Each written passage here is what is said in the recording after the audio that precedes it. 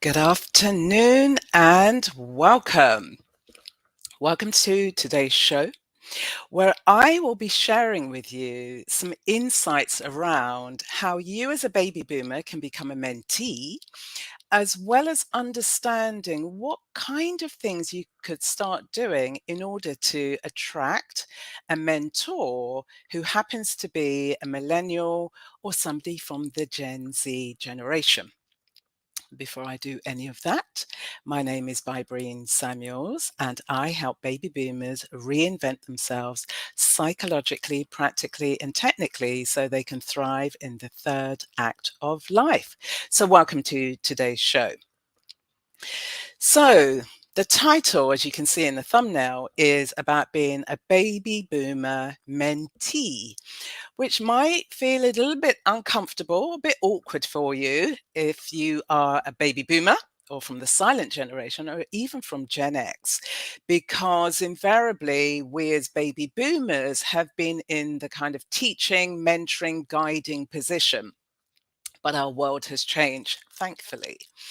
And with the changes that are taking place, it's really important that we as baby boomers become more au fait with what's required of us. Now, yes, ageism is a thing, it's a reality.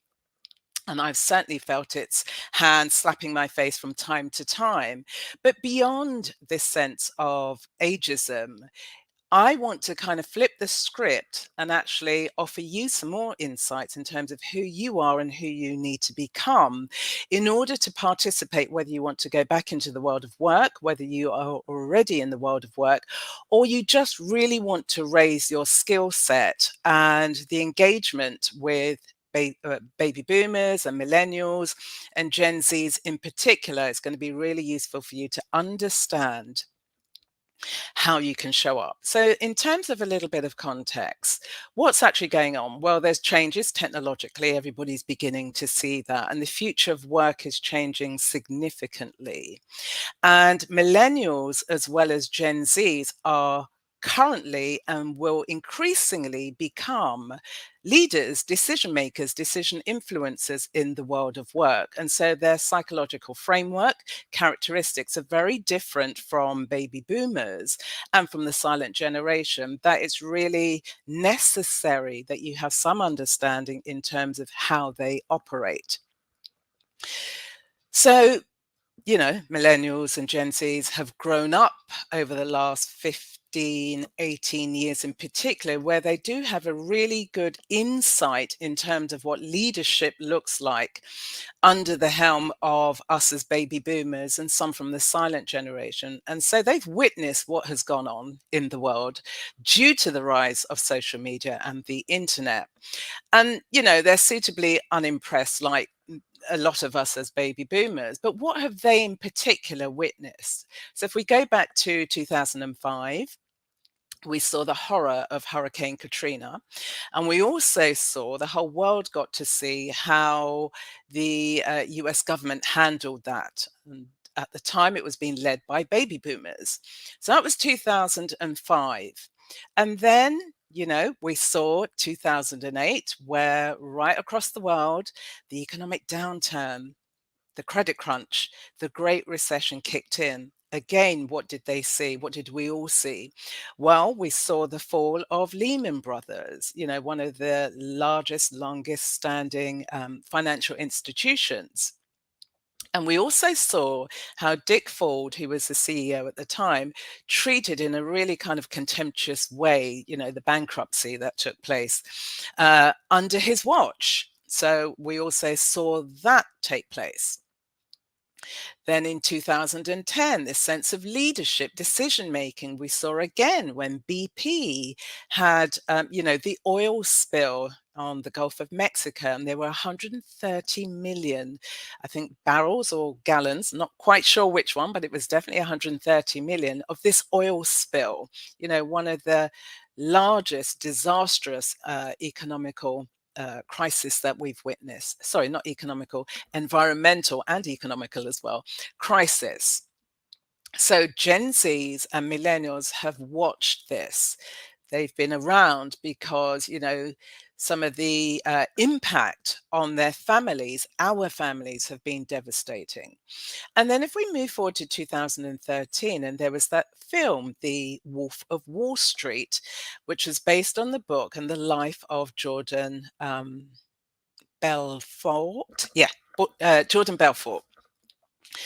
And so, taking all of these events together, what we have all witnessed is this kind of excess of greed and the impact on the excess of greed, and all led or all under the watch of baby boomers and the silent generation, and maybe a couple of Gen X's in there.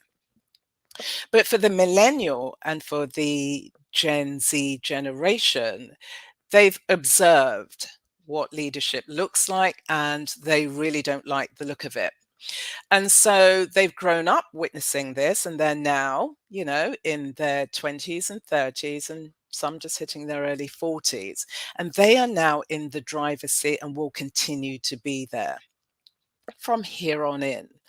And so, as baby boomers who want to re emerge, re engage with the workforce or just with life generally, the people you're going to be coming into contact with will be Gen Zs and millennials. So, it's really important that you have an understanding of who you are as a baby boomer who was once used to doing the leading and the mentoring. And, uh, the other generations are suitably unimpressed, and rightfully so, in terms of don't listen to what I do, listen to what I say.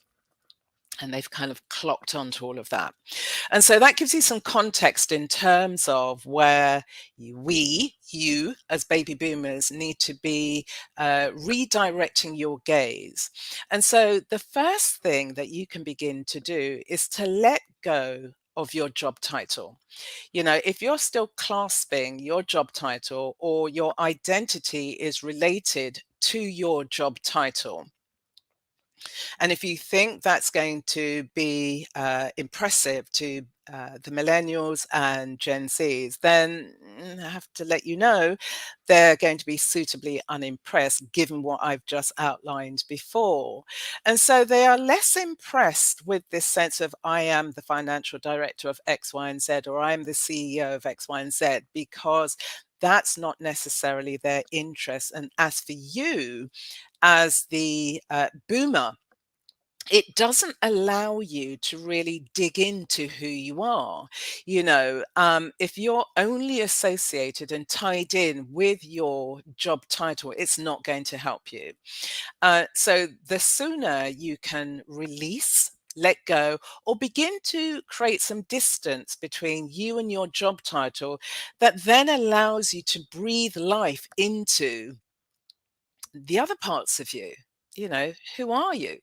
Because if you're re-entering the workforce, or if you're already in the workforce and the workforce is changing due to artificial intelligence and automation, then your roles are going to shift if you have a role left at all, or if you do have a role, it's going to change.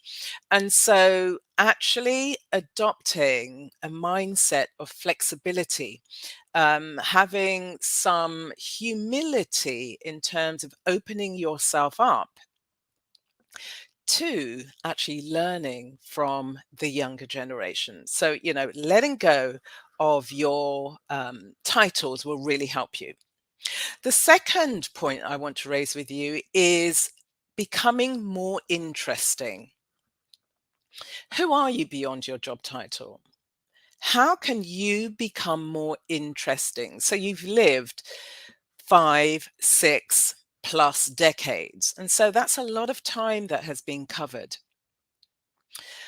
What activities actually fire you up?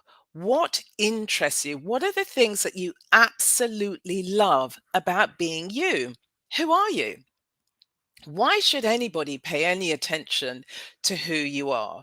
So it would be a really good idea for you to start exploring your last 5, 6+ decades to begin to identify the things that really light the fire in you, the things that really appeal to you. Because when you're entering the workforce or just engaging with other generations, walking through the world with I was or I am the CEO or whatever your title is, isn't really going to cut it. And actually, what you can feel is this sense of feeling bereft, because if you've only associated with your job title, it doesn't actually encourage you to have a growth mindset. And so there's a psychologist, a Stanford University psychologist called Carol Dweck, and she wrote a best-selling book called Mindset, the new psychology to success. And, this sense of having a growth mindset is going to be really appealing to particularly Gen Zs and particularly millennials. And what Carol talks about is a sense of, if you have a growth mindset, then challenges turn into opportunities. You get into solving mode. That you bring a sense of latitude in terms of how you see the world, because then you're not just fixed and tied to your job title. You're actually taking a far more panoramic view in terms of how life actually is, because you're engaging with it, you're participating with it, and you are living into this idea of lifelong learning. So, as a baby boomer, you may have, gone to college, gone to university, and may have had some training, but that could have been quite some time ago. So, adopting a growth mindset that actually brings you into the contemporary ways, the different ways, the new ways, the nuanced ways of doing things is really going to help you, together with understanding, who you are, what makes you tick. So I attracted a phenomenal mentor into my life when I was retraining as a software engineer. So I'm 59, but when I was 54, I started my self-taught journey of becoming a software engineer. And I dove in. I had no idea what I was doing. Came across JavaScript. I thought, well, I might as well start there. And I dove in. And bit by bit by bit, thank God for YouTube. I thank every single engineer that has put their work out there, because you really did help somebody like me. I followed an online program, Free Code Camp, which was fantastic. And thank God for Google. So I kind of inched my way forward and finally got there. But how I actually attracted my mentor was because I became interesting. I became interesting because, if I were to stack aspects of who I am, I'm 59, I'm a woman, I'm Black, and I'm also a technologist, amongst other things. Um, and when I was 54, as I say, that's when I started my journey. And I haven't met anybody who's my age who jumped into the world of technology. That's not to say they don't exist. I'm just saying, along my journey, I haven't met anybody else who started at the phase that I started. And along the journey of being a software engineer, front end engineering, I also came into the world of artificial intelligence and blockchain and Web3 more latterly, but certainly artificial intelligence, automation, and blockchain that blew my mind. Sophie the robot on flying cars is what did it for me. I don't even drive. I'm not interested in driving, but flying cars. Sophie the robot. And therefore, my curiosity was really, really engaged. How I attracted my fantastic mentor friend, Johnny, was I was part of I've been part of a couple of different groups in terms of learning how to code. And there is a group called Coding Black Females. I was a member of that group. And even though I took the self-taught journey and I got my, certificates, and I was really proud of them, there was this thing that was missing. I couldn't put my finger on it. Anyway, I met somebody who worked for The Guardian, and she was talking about, the lack of diversity, etc. And I was talking to her about, I'm looking for a mentor. I've got this far, I've done all of this work, but I know something is missing. I can't quite put my hand on it. Anyway, we got into conversation. She pitched her boss. I told her how to package it, pitch it, like this, do A, B, C, and D, present it to him and leave it there. Anyway, a few weeks later, she came back and they said they love the proposal. And yes, they're going to run a mentoring program. So I connected the two organizations, The Guardian and Coding Black Females, and da-da, this young man, Johnny, appeared in my life. And I have to say, wasn't I blessed and wasn't I lucky? Because this man showed up for me every Friday morning for at least it was certainly over a year. And we had a great vibe between us, very different backgrounds. At the time he was 29, he's a white English man. We have very different backgrounds, but we got on very, very well. And beyond this muttering and fumbling of me trying to articulate what it is that I felt I didn't know, he was able to kind of tap into my gaps. And then he said, I know exactly what you're looking for. You want to try and understand the code. You want to understand the logic behind the code. So it doesn't matter what language you use. I remember when he said that, I was pointing at the screen and I was saying, that's exactly what I'm talking about. And from there, our relationship opened up and it was beautiful. So beyond, here am I as somebody who was then in my late 50s, still in this working out this world, this role of engineering. I met this man who poured into me generously. And then, we became friendly. He's a fantastic musician. So, we have that in common. I'm not a musician, but I am a writer, and I co-written a song with two Gen Z musicians and producers. And so, we discovered we had a lot in common. So if you want to begin to attract a mentor who is from, a millennial, and Johnny's a millennial, and from the Gen Z generation, you have to work out what it is that would make you interesting to somebody else beyond your job title. So again, it turns back on you. Who are you? What are you made of? What makes you tick? The sooner you can answer that question, and with more depth and nuance, you will be able to see, you can hold the mirror up to yourself and say, I love this, this, and this about me, and own it. And then think about moving into the world. You're not doing it to impress anybody. You're doing it to widen your horizon, so that you're able to see more of the world and engage with more of the world beyond your job title. So let go of the job title, become interesting.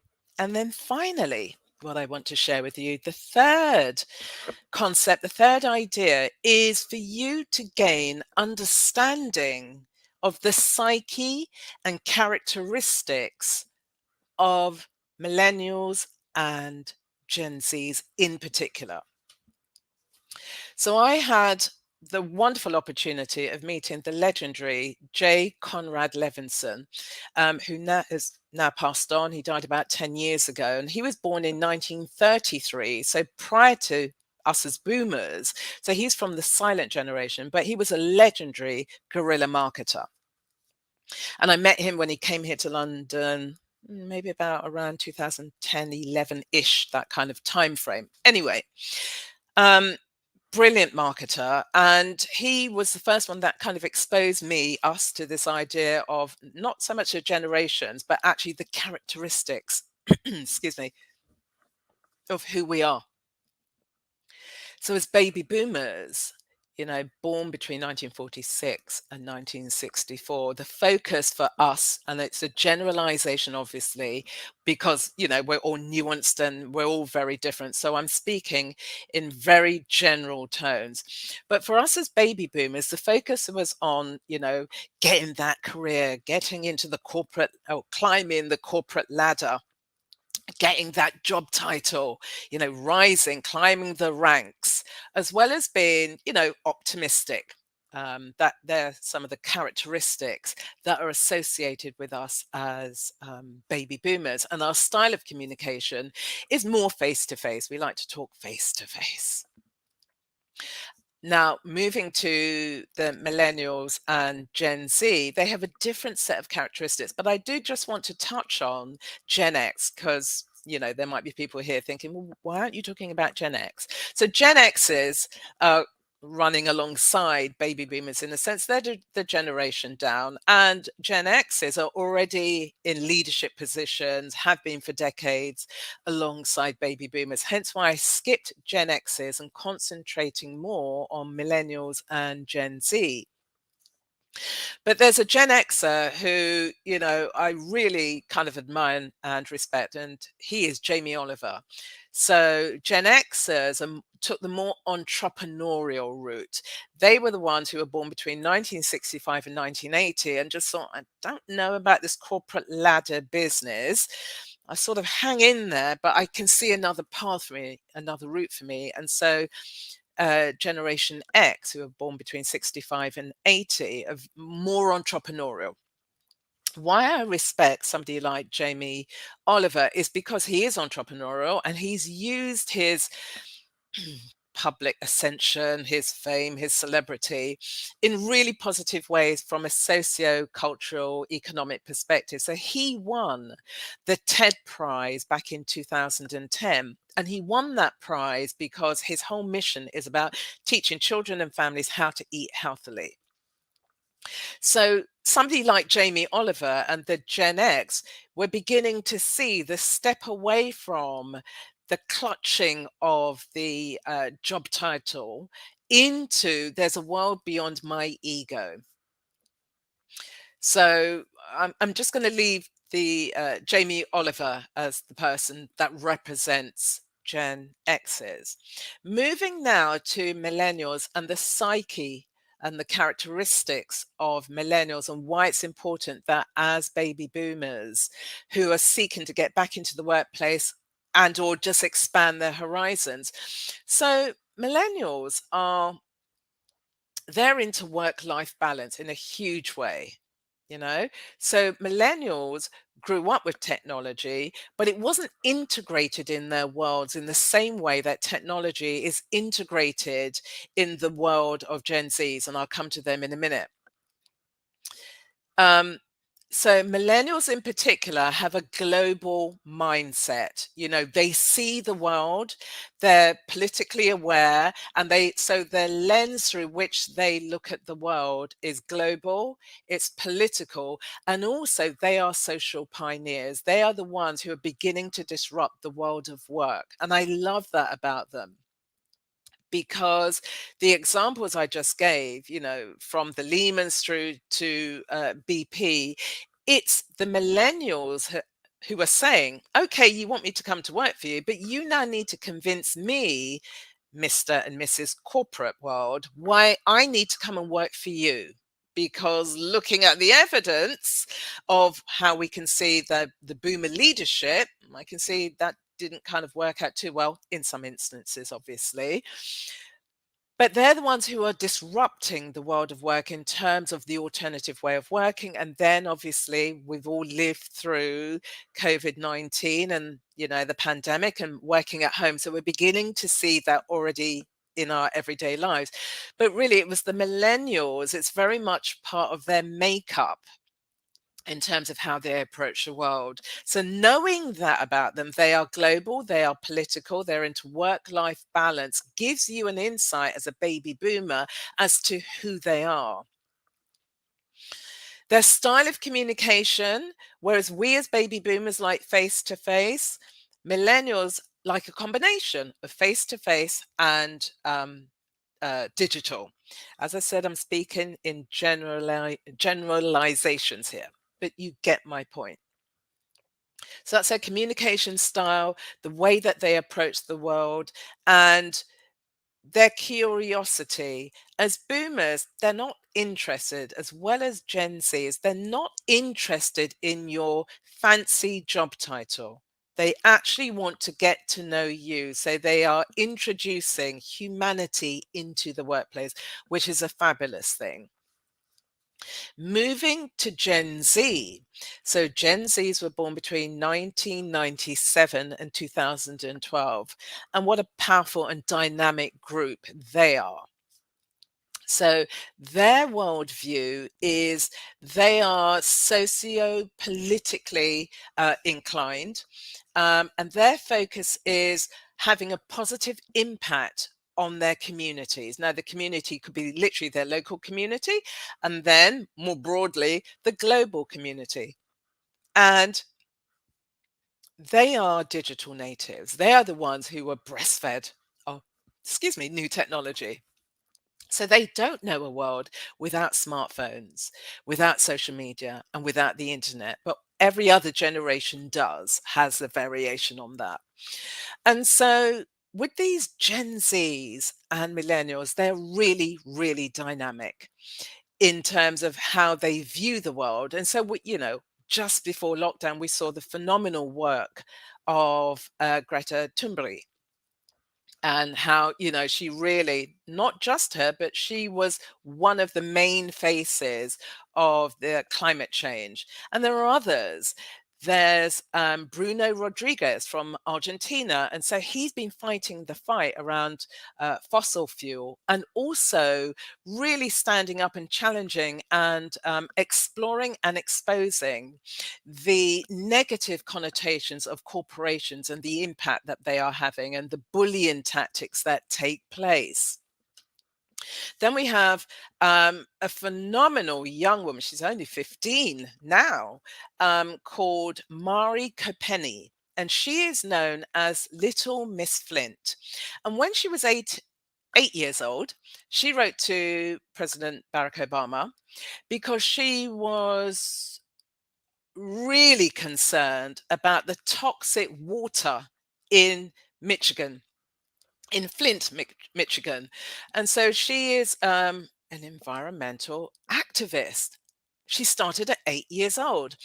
And what that led to was, about $100 million of investment in terms of turning this kind of toxic water into more fresh water so that people can live far more healthier lives.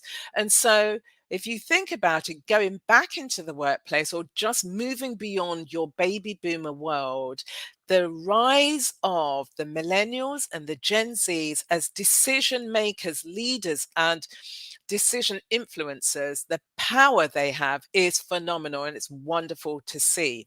And so, as a baby boomer, understanding who they are really will begin to give you some insights in terms of how you can begin to position yourself to re-engage with yourself, kick your job title to the curb. Now, I'm not saying kick your experience to the curb, quite the contrary. We'll talk about that in later shows. But if you're trying to attract a millennial or a Gen Z mentor, the deeper you understand what makes you tick, what makes you different, what makes you distinctive, how can you story tell about your distinctions? You let go of your job title, you become more interesting, you develop a global mindset, and a global and a growth mindset, together with understanding the kind of nuances of millennials as well as Gen Zs. Because the more that we're moving through our world, is the more that their eyes and ears and mindsets are becoming sharpened. Just here a couple of weeks ago, here in the UK, the disgraceful behavior of British Gas. So here you had a company that British Gas outsourced some of their work to, who were breaking into homes of vulnerable people who couldn't afford to pay, their gas bills on time. And so they imposed pay as you go meters, but they broke into people's properties. And so again, what are Gen Zs, millennials, and everybody else, what are they seeing is this abuse of power. Yeah. So with regards to with regards to how you show up and who you are, the more that you can understand where they're at is the more you're able to engage with where you want to be and find ways, to begin to tell your stories in a way that's going to be appealing to those demographics. So that's what I wanted to share with you today, how you, as a baby boomer, can become a mentee and how you can begin to attract a mentor who's from the millennial generation or from the Gen Z generation. So if you've got any comments, put them in the comment box below. If you're watching this on replay, feel free to just, type in replay. And if you've got any questions or comments, I'll happily pick them up. And I will see you next week, the same time, 3:30, where I will be sharing with you some of the kind of global trends that you as baby boomers need to be aware of, particularly if you want to enter the world of work so that you can begin to develop your growth mindset. So I'll see you next Sunday here at 3:30. Have a fantastic week and I'll see you then. Bye.